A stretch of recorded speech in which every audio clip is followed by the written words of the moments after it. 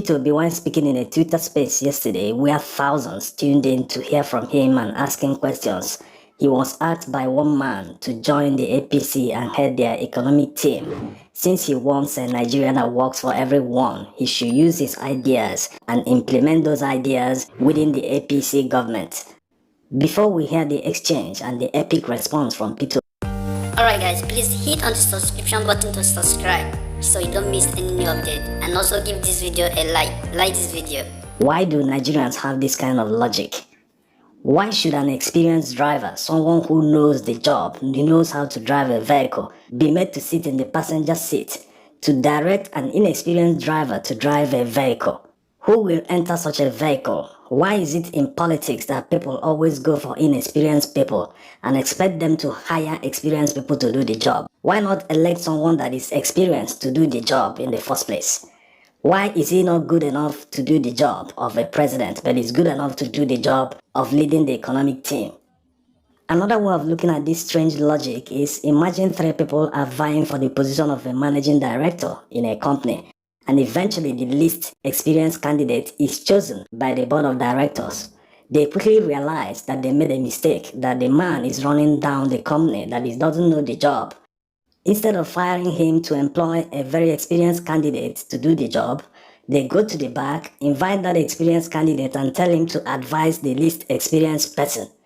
How does that work? It's only in politics that people have this logic in Nigeria, because no Nigerian company will allow this. If the managing director of a company is not competent, he will receive the hammer immediately. They will fire him. Yes, that's how a serious company will handle it, but in politics, there are very few options left for the citizens to sack an incompetent politician. After the incompetent politician scales the hurdles of elections and litigations that come after them, or in this case, he successfully hijacks the entire process, INEC officials, the judiciary, the police, the army, everything, the next option for the citizens is when he's seeking for re-election. So let's even assume that there are some people who genuinely believe that Tinubu is competent. What will they do next time when he presents himself for re-election? Will they say, no, you are incompetent, we are not voting for you, we are voting for the right person who will do the job, who will sit as the driver and employ like minds to do the job of making Nigeria work for everyone? Or will they say, yes, we will reward you because you have done a good job, despite knowing that he has made Nigeria worse, that Buhari handed over a bankrupt country to them? But look at their lives. Look at the convoy of Tinubu in Maiduguri. They are not living the life of people who their bank accounts are in the red. Let's hear the guy's question and Peter Obi's response. Would it be out of place, since you're not able to become the president, to offer hand of fellowship to work in this administration to make it work and make it better for what you want it to be? Now, that's exactly what I'm doing by being in opposition.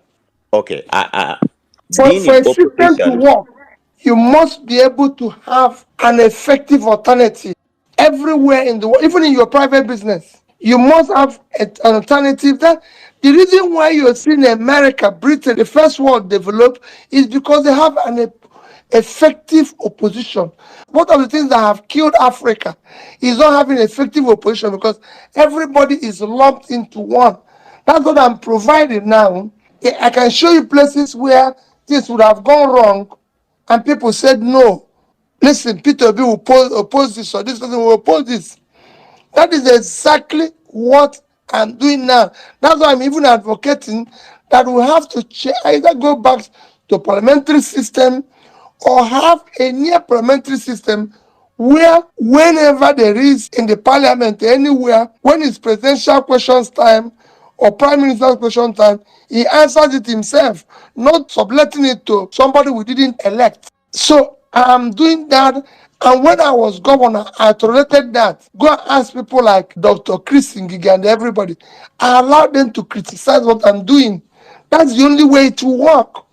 okay, so let me add to this, sir.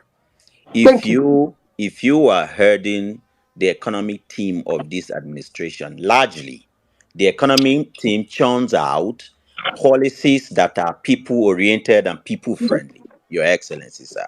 If someone with like you with your knowledge heads the economic team, trust me, whatever you want to do for Nigeria will be in place and it will be passed. So why not be in the ruling party and leaving the opposition now that it does No, not no, work? no, no, no. It would be wrong. It would destroy the system. Because let me tell you, what I'm saying now might look easy, but every leader has his own purpose and his own time. The people today, I'm not saying they don't have the best of ideas. Yes, they have a lot of professors, they're wonderful people, but I will not drive this vehicle called Nigeria the same way. When I talk about things, I talk about cutting costs and everything. My brother has been governor. It wasn't easy for a lot of my colleagues to do what I'm doing. I've also been, if you don't know, it's not just being governor. I've also been bank chairman in this country where I was the only bank chairman who was not living in their land. I lived in a place called Festac. And I come to meeting and I remember the bank telling me you have to do this and everything. So people think I started this in the, if you go to the bank where I was chairman, Fidelity, go there, I turned down chairman's vehicle. They wrote me a letter and told me you're entitled to this type of vehicle, Range Rover, Mercedes 500. I said no. Because at that time I drive Peugeot. I said my Peugeot will bring me here and I will do this job and go. I did not borrow 1 naira from them for 1 day. I said, I am not here. We are here to manage people's money. So we have different lifestyles. What I'm doing now is what I want to do for the country to be good. And it is better where I'm offering it. And I've said it alternatively. When they do things, that's what makes a system work. Peter Obi also has a response to Akpabio. Remember when he said in a forum that Peter Obi wouldn't have won Lagos State and Ebonyi State without rigging. There was no way you could have won Lagos or Ebonyi State if not by rigging. Your Excellency, what are your thoughts on this? Thank you. I don't like joining issues with people. You know, the Senate president is an uncommon Senate president.